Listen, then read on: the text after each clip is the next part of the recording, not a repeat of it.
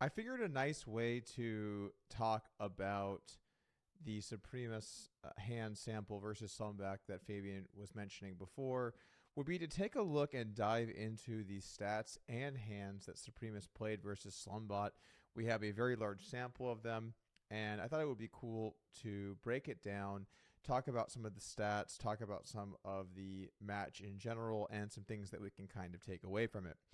Now, of course, this section is geared at preflop, so this might be a little bit of a dive away. We will look at a couple preflop things just to kind of highlight some differences and the strategy sort of at play. But I do want to highlight some other things as well. I think this is a good opportunity to talk about some general stats in some different situations and talk about maybe some leaks that you might have in terms of different situations, how you're approaching your frequencies, possibly look at some positional stuff, and maybe even just show a little bit of the strength of the solutions that we had here for preflop kind of in action. So kicking it off here, we have a 450,000 hand database that Supremus played versus Slumbot. You can see that this is a solid graph. Now, one thing to note, I don't think these hands are necessarily in order that they were played. They're just in a large batch. So I don't know why it is that the first 2/3 are winning and the last third's losing, but it doesn't really matter. You can see that versus Slumbot, Supremus won at a 10 big blind win rate and won in both positions. So a very strong result here overall, facing off against one of the all-time great bots for the bot challenges up in Alberta. Anyway, so let's go ahead and take a look at some stats. Now, if you're familiar with the way that I have approached heads up in the past, there is a specific heads up display that I use, and we're going to jump into it. This is going to be a lot at once if you're not familiar with this, so just bear with me. This HUD overview actually has a pretty simple way of looking at it. This number looks a little bit weird. It must be a decimal upgrade, but basically this HUD shows a lot of basic statistics that we had created for my heads up team. This actually is the Dong HUD for people that old school heads up fans. Donger Kim, one of my students from back in the day, did a lot of work together, and he created this HUD in all of its glory. So the light blue numbers are aggressive post flop numbers. The light pink are passive. So basically, pink is fold, blue is bet, and the darker pink are folds in different lines. And we'll just kind of talk about each of these individually. But the most important line is this first line. The red numbers are VPIPs in each position. The green number is 3-bet and fold to 3-bet. The orange number is 4-bet and fold to 4-bet. And the numbers up here are 5-bet and fold to 5-bet. So let's kind of put let's put a little bit of a framework here for us to digest this. These hands were all played 200 big blinds deep. So these stats would reflect a 200 big blind strategy. Stacks reset each hand. So if you compared, for example, your own statistics to what these bots did, you will see that it will be different, and it's because humans do not play exactly 200 big blind stacks over and over again.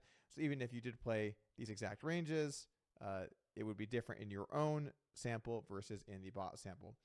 I kind of want to just highlight here briefly a couple other things when you look at these pre-flop ranges from each position. So in the big blind, you can see these are the hands that were played. I think Slumbot min raises, so that's why we see some really, or rather these are limps actually. So these are limp raises. Sorry, this is Supremus on the button. This is the button VPIP. Let's filter it out. So this is what Supremus played in the button, and this is what Supremus played in the big blind. Now Slumbot, to my understanding, min raises pre-flop. So that means that you're going to be playing a good amount looser than you might in a normal sample. However, on the button, Supremus would either limp or 2.5x primarily. Now, this means that there are a bunch of hands that are getting limped that you're not going to be playing. Let's kind of look at the limp strategy and take a look at it. For the record, we do not limp. We played our range out of raise only. I feel pretty strongly about this. You know, I've played a lot of guys that have limped over the years. Typically speaking, they fail to do it pretty well. Your limp strategy needs to mainly be weak hands. We can actually see the limp strategy here from Supremus. Note that the limped hands end up being a lot of these offsuit queens, offsuit jacks, offsuit tens. All of the lowest stuff is mainly getting limped. And then you also still need to mix in all of the other hands. This creates a very complicated strategy that you're going to be executing in position. And then it also changes what your raised hands, what that range looks like. So you have two different problems that this creates, where you have to now play this limp strategy correctly, and you also have to concurrently play your raise strategy now knowing that you have way less of the weaker hands. So when I find people limp, they end up making mistakes in one but probably both of those branches. Of course, the one that people tend to focus on is when you do limp, or when someone limps versus you, what are they doing in those limped pots? But the one that I think flies a little bit under the radar is the raised pots are also fundamentally different. Now, luckily for us, Supremos, if it plays its optimal strategy, it was only limping about 7% of the time. There's really not a large EV difference between these two strategies. So raise 80, limp 7 is what was played here. If it did limp, this bottom section is, I think, devoted to limp pots. Of course, Dong has that in his HUD as well, because why not? But anyway, if he limp folded 46, he limp raised 9, and he limp called 54. In limped pots, 34, 42, 49. This is actually not very much flop betting. So if it goes limp check, Supremos would only bet the flop in limped pots 34% of the time. That's quite low. You compare that to in single race pots betting 55. I think there's a couple things for us to think about when we're looking at why is that flop bet so low. Of course, first off, the most important thing is that we know what the range looks like when the bot does limp. It is mainly very weak hands, so you don't have nearly as many strong hands looking to bet, and because of that, you don't get to bet as often. But the other aspect of this as well is that because your bet is a larger percentage of pot, if you bet the flop and you bet the least you possibly can, it's going to be a minimum bet, right? Here actually he bets 2 big blinds. So basically there's not really a way to bet really, really small on these flops. Kind of interesting, actually. It seems like Supremos uses a good amount of bigger bets that are a little more polarized on these flops. But anyway, I don't want to get too far into limping. I just want to say that this did happen 7% of the time. And we strongly recommend against limping. If you wanted to get nitty gritty, technical, yes, you could have some limps, but all of our ranges, all of our strategies, they're based around playing raise first in only. So if you want to limp, just go ahead. We'll refund your money, and you can exit. No, I'm just kidding.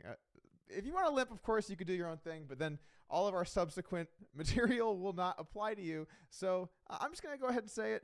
Don't limp. It gives you almost no value. It is incredibly complicated, and yeah. I mean, if you want to take your opponent out of their game tree a bit, maybe this is a good strategy, but I would strongly recommend against playing limps in the small blind.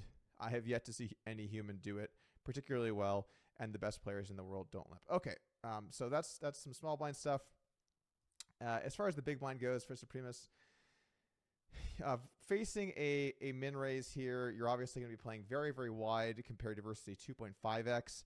That's going to also impact some of the post-flop ranges. So, of course, Supremos is going to have a lot more weak hands when it faces a flop bet compared to if you're facing a 2.5x.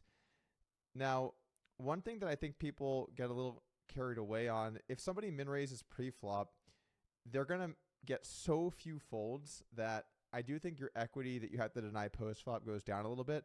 What do I mean by that? So if a player min-raises, right, then you're only going to fold 14% of the time here. Or let's see what Supremos' defense versus a min-raise was. It was 85. So basically, if you min-raise a bad hand, you're going to get flatted 85 and 3-bet 22. These are going to be auto losses. And then you only win the pot pre-flop 15%. Because of that, you don't really have to defend quite as much post-flop because those pre-flop weak hands your opponent has, they simply just don't manage to steal very often pre-flop. And of course, also the 3-bet number will be higher because of card removal when they decide to raise with a very bad hand. Like, let's just say something like 5-3 offsuit. They're going to get raised much more often. So I guess like the overall takeaway